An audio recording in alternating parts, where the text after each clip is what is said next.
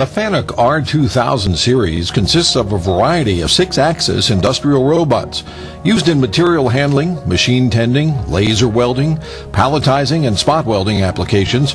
Robots in the R2000 series can be found in any number of manufacturing industries. This Fanuc robot series is made up of 16 different models, varying in reach, payload, and repeatability.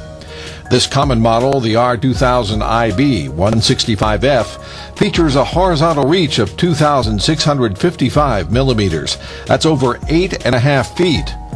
Payload capacity for this robot peaks at 165 kilograms, which means it can easily handle over 360 pounds. Repeatability is 0.2 millimeters, which means that the R2000 165F can return to the same program point within 0.2 of a millimeter.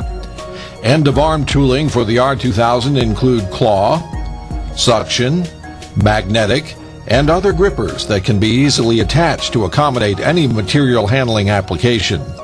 Integrating an R2000 will decrease part cycle time and increase overall production.